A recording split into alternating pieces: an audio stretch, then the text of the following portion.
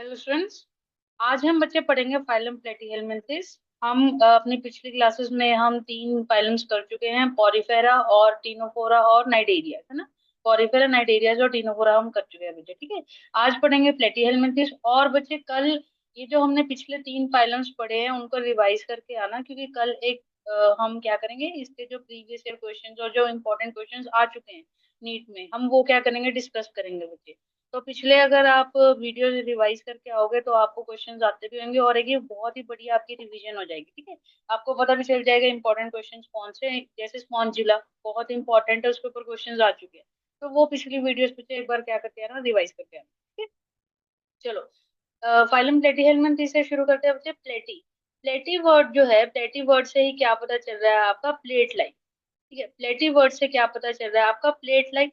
तो ये जो प्लेट लाइक स्ट्रक्चर है, क्या होता है, ये जो वर्म्स होते हैं, इसके जो ऑर्गेनिजम्स होते हैं, ये क्या हो चुके होते हैं, ऐसे पिचकते हुए होते हैं, ठीक है। तो बिल्कुल फ्लैट होते हैं, इसी वजह से इनका नाम क्या पड़ा है, फ्लैट वर्म्स नाम पड़ा है इनका, ठीक है। तो ये इसी वजह से क्या बोलते हैं हम इन्हें, प्लेटी हेल्मिन्थिस। फ्लैट इन शेप होते हैं, अमेजिंग इन अडेप्टेशन होते हैं बच्चे। अमेजिंग इन अडेप्टेशन क्यों होते हैं बच्चे, क्योंकि ये जो ऑर्गेनिजम्स होंगे ये मोस्टली एंडोपैरासाइट होते हैं बच्चे। ठीक है, एंडोपैरासाइट का क्या मतलब होता है, एंडोपैरासाइट का मतलब होएगा, एंडो मीन्स अंदर बॉडी के। बायो में ये बहुत इंपॉर्टेंट है कि आप जो मेन मेन छोटे छोटे वर्ड्स है ना उनके बारे में ध्यान रखिए। जैसे हिपैटिका, हिपैटिका हिपैटो वर्ड कहीं भी आ जाता है तो रिलेटेड टू लीवर हो गया, ठीक है। ऑस्टियो, ऑर्थो, बोन्स, ठीक है, न्यूरो, ब्रेन, ठीक है। तो ऐसी ऐसी चीजें याद रखिए। तो एंडो का क्या मतलब है, एंडो मतलब इंटरनल और पैरासाइट मतलब की वॉर्म, ठीक है। तो ऐसा जो पैरासाइट जो कि बॉडी के इंटरनल है, बॉडी के अंदर प्रेजेंट है, उसको बच्चे क्या कहेंगे, हम एंडोपैरासाइट, ठीक है। तो ये जो है मोस्टली क्या होते हैं बच्चे, एंडोपैरासाइट्स होते हैं, ठीक है। Living inside the body of the host organism. तो फर्स्ट पॉइंट हम स्टार्ट करते हैं। फर्स्ट पॉइंट कह रहा है बच्चे कि ये डोर्सो वेंट्रली, डोर्सो वेंट्रली मतलब कि ऐसे, ये डोर्सो वेंट्रली क्या होंगे, फ्लैट होते हैं बच्चे, इसीलिए हम इनको फ्लैट वॉर्म्स बोलते हैं। सेकंड पॉइंट कह रहा है कि ये जो होते हैं मोस्टली एंडोपैरासाइट्स होते हैं, living inside the host body, ठीक है। एक्सोपैरासाइट्स होते हैं जो बॉडी के बाहर रह रहे हैं, जैसे कि लाइस होगी, ठीक है। एंडोपैरासाइट्स होते हैं जो बॉडी के अंदर है, ठीक है। अब जो पैरासाइट्स है बच्चे, पैरासाइट्स हैं अगर एंडोपैरासाइट्स हैं जैसे, इनकी बॉडी में इनको कुछ अडेप्टेशंस करनी पड़ती है। अडेप्टेशंस क्यों करनी पड़ती है, क्योंकि इनको क्या करना है, नॉर्मल बॉडी स्ट्रक्चर तो नहीं है, ये अपनी बॉडी से अलग करके काम कर रहे हैं, किसी की और की बॉडी का न्यूट्रिशन ले रहे हैं। तो इसी वजह से इनके अंदर कुछ कुछ ऐसी अडेप्टेशन आती है जो बाकी ऑर्गेनिजम्स में नहीं देखने को मिलेगी। जैसे कि पहली पहली पैरासिटिक अडेप्टेशन क्या आ रही है बच्चे, they have hooks and suckers. इनके पास हुक्स एंड सर्कस प्रेजेंट होते हैं बच्चे, किसके लिए, फॉर द एंकरिंग। हुक्स यहाँ पे देखो, इस डायग्राम में आ जाओ, ये आपका दिखा रहा है बच्चे हुक्स, यहाँ पे ये दिखा रहा है बच्चे हुक्स।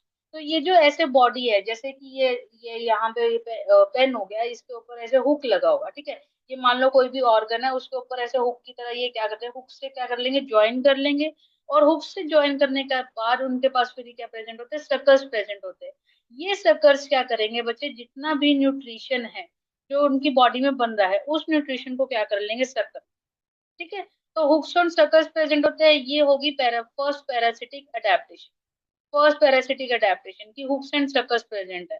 अगर ये पैरासिटिक नहीं होते, ये पैरासाइट्स नहीं होते, तो इनके अंदर क्या होता है, नॉर्मली डाइजेशन होता, डाइजेस्टिव सिस्टम प्रेजेंट होता है, ठीक है, जैसे बाकी के ऑर्गेनिजम्स करते थे। लेकिन इनके अंदर क्या है, ये हुक्स एंड सर्कस प्रेजेंट है ताकि डायरेक्ट न्यूट्रिशन ले। पहली चीज होगी। तो ये हो गया इनका पहला parasitic adaptation. Hook and sucker also help in sucking and absorbing food, ठीक है। तो एंकरेज या क्लिंच करने के लिए हुक्स प्रेजेंट होते हैं और सक करने के लिए सर्कस प्रेजेंट होंगे, ठीक है।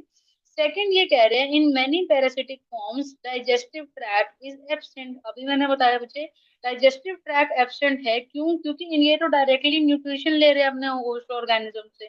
तो इनको न्यूट्रिशन की क्या जरूरत है, इनको डाइजेस्टिव सिस्टम की क्या जरूरत है, ये डाइजेशन के कैसे करेंगे, क्योंकि इनको तो डायरेक्ट न्यूट्रिशन मिल रहा है, ठीक है। तो इसी वजह से ऐसा नहीं है कि सबके अंदर, जो एंडोपैरासाइट्स हैं बच्चे, जो एंडोपैरासाइट्स हैं जो दूसरे की बॉडी के ऊपर क्या कर रहे हैं, ले डाउन कर रहे हैं, ठीक है, उनके अंदर डाइजेस्टिव ट्रैक्ट क्या होगा, एब्सेंट होएगा, ठीक है। क्योंकि हमने पहले बात करी कि मोस्टली प्लेटीहेल्मिन्थेस में मोस्टली एंडोपैरासाइट्स हैं। जो बाकी होंगे प्लेटीहेल्मिन्थेस उनमें डाइजेस्टिव सिस्टम प्रेजेंट होएगा बट इनकम्प्लीट, ठीक है, इनकम्प्लीट डाइजेस्टिव सिस्टम उनके अंदर क्या होगा बच्चे, प्रेजेंट होगा। ठीक है, उसके बाद फिर आता है next point, nutrients are absorb directly to the body surface. ये तो अभी तक समझ आ गया, ठीक है, हमने बात कर ली। फिर वेरी वेरी इंपॉर्टेंट बच्चे नीट के लिए, फ्लेम सेल्स प्रेजेंट होते हैं इनके अंदर as a specialized excretory structure that help in excretion as well as osmoregulation. ठीक है, ये एक्सक्रीटरी स्ट्रक्चर है बच्चे, फ्लेम सेल्स बहुत इंपॉर्टेंट है। जो कि बच्चे इसमें कंफ्यूज करते हैं कि एक्सक्रीटरी स्ट्रक्चर है तो सिर्फ एक्सक्रीशन में हेल्प करेगा, नहीं। अगर आपके पास ऑप्शन आ गया कि excretion as well as osmoregulation, तो आपको वो दोनों ही ऑप्शन टिक करने हैं बच्चे, excretion as well as osmoregulation, both A and, ठीक है, तो ये दोनों में हेल्प करते हैं। उसके बाद आता है बच्चे, reproduction is mainly sexual, most are हमर। देखो, रिप्रोडक्शन इज मेनली, जहां मेनली वर्ड है मतलब कि ए सेक्सुअल भी है, अकेला क्या है, सिर्फ सिर्फ सेक्सुअल नहीं है। जैसे कि यहाँ पर हम आते हैं एग्जाम्पल प्लेनेरिया का। अब प्लेनेरिया आपको पता है बच्चे, अगर प्लेनेरिया को हम कहीं से भी कट कर देते हैं तो ये इतना छोटा सा पार्ट जो है पूरा का पूरा एक न्यू ऑर्गेनिज्म को क्या कर देगा, जनरेट कर देगा, है ना, एक नया ऑर्गेनिज्म बना देगा। तो ये क्या है, ये सेक्सुअल मेथड तो नहीं है, रीजनरेशन है। ठीक है, तो रीजनरेशन किसके अंदर आती है बच्चे, रीजनरेशन एसेक्सुअल फॉर्म के अंदर आती है। ठीक है, तो ये इसलिए क्या है, sexual as well as asexual form दोनों है यहाँ। ठीक है, तो दोनों दोनों याद रखने हैं। जैसे कि प्लेनेरिया का एग्जांपल याद रखना है, वो रीजनरेट कर रहा है तो वो एसेक्सुअली क्या कर रहा है, रिप्रोड्यूस कर रहा है बच्चे। ठीक है, तो रिप्रोडक्शन क्या है, मेनली सेक्सुअल है लेकिन एसेक्सुअल भी प्रेजेंट होएगी। इनके अंदर जो ऑर्गेनिजम्स है वो क्या होंगे, मोस्टली हर्माफ्रोडाइट्स होंगे। हर्माफ्रोडाइट्स मतलब जिसमें मेल और फीमेल ऑर्गन एक ही सिंगल इंडिविजुअल के अंदर क्या है बच्चे, प्रेजेंट। ठीक है, अगला आ गया बच्चे, फर्टिलाइजेशन इनके अंदर इंटरनल होएगी। ठीक है, इंटरनल का क्या मतलब है, बॉडी के अंदर। डेवलपमेंट जो है बच्चे इसकी क्या होएगी, इनडायरेक्ट डेवलपमेंट। बहुत सारी लार्वल स्टेज प्रेजेंट होती है बच्चे इनके अंदर, बहुत सारी लार्वल स्टेज, इसी वजह से क्या है, ये क्या शो करते हैं, इनडायरेक्ट डेवलपमेंट शो करते हैं। ये बच्चे सारे आपके एनसीईआरटी के मेन पॉइंट्स है, ये अलग से नहीं है, एनसीईआरटी में दिए हुए। कई बच्चे एनसीईआरटी उनको अच्छी नहीं लगती, तो ये इसी वजह से कलरफुल नोट्स बनाए गए हैं ताकि मेन मेन पॉइंट्स है वही, कुछ पॉइंट्स तो रिपीट किए आपको इजीली याद हो जाएंगे, इसको बस रिवाइज कर ले। ठीक है, तो हम दोबारा से एक बार रिकॉल करते हैं, फ्लैट बॉडी है, मोस्टली पैरासाइट है, टॉक्सिन शक्कर प्रेजेंट होंगे जो पैरासाइट्स होंगे, इनके अंदर कोई डाइजेस्टिव सिस्टम नहीं होएगा जो पैरासाइट। ठीक है, फ्लेम सेल्स बहुत इंपॉर्टेंट है, आता है प्लेटीहेल्मिन्थेस का एक्सक्रीटरी स्ट्रक्चर कौन सा, फ्लेम सेल्स बच्चे याद रखना। उसके बाद ये क्या है, रीजनरेशन की पावर शो करते हैं प्लेनेरिया में जैसे। ठीक है, तो इसका न्यूमोनिक्स याद रखो, flat body strong grip, flat body है स्ट्रॉन्ग ग्रिप है क्योंकि ओशन शक्कर प्रेजेंट है, no gut to digest the trip. ठीक है, no no gut to digest. Okay, उसके बाद आते हैं बच्चे एवोल्यूशनरी सिग्निफिकेंस पे, very important.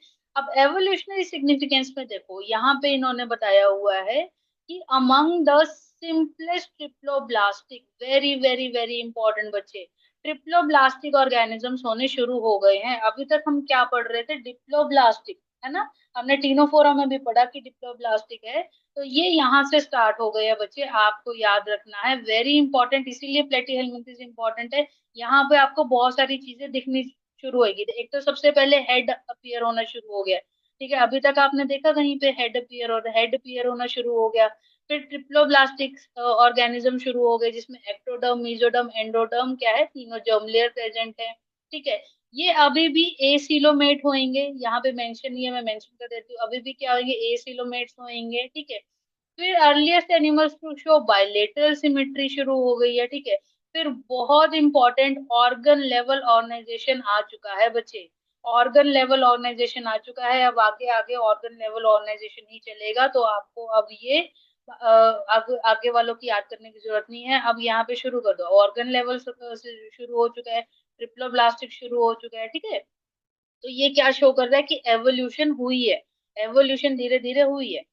Development of flame cells भी आ चुके हैं। अब फ्लेम सेल से क्या पता चला कि स्पेशलाइज्ड एक्सक्रीटरी स्ट्रक्चर शुरू हो चुका है बच्चे, एक्सक्रीटरी सिस्टम में स्पेशलाइजेशन आनी शुरू हो चुकी है। पहले कोई स्पेशलाइजेशन नहीं थी, अब धीरे धीरे सर्कुलेशन के लिए भी आएंगे स्ट्रक्चर्स। ठीक है, एक्सक्रीशन के लिए आएंगे, रेस्पिरेशन के लिए आएंगे। तो इससे पता चल रहा है कि एवोल्यूशन शुरू हो गई है और आगे आगे स्ट्रक्चर्स और इंप्रूव होंगे। ठीक है।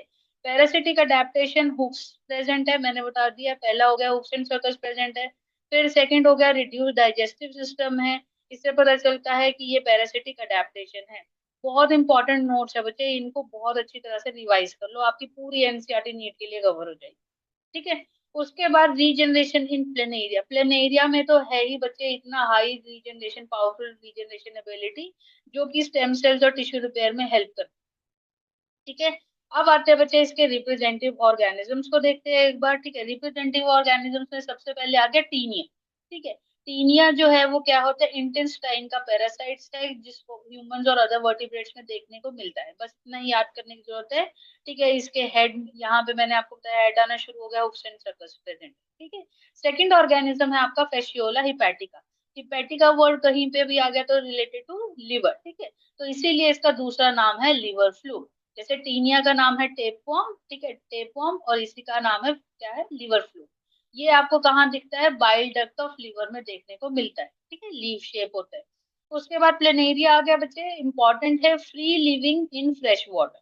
ठीक है, प्लेनेरिया क्या है, फ्री लिविंग है और फ्रेश वाटर में है यहाँ पे। ठीक है। उसके बाद आता है आपका शिस्टोस्टोमा। ये आपको जरूरत नहीं है याद करने की, आपको ये तीन इंपॉर्टेंट है, ये याद रखना। ठीक है। तो अब ये क्या हो गया बच्चे, आपका जो फाइलम है प्लेटीहेल्मिन्थेस वो कवर हो गया बच्चे, इसको अच्छी तरह से रिवाइज कर लीजिए। ठीक है, इसकी PDF you can get from the description, and please like and subscribe. Thank you.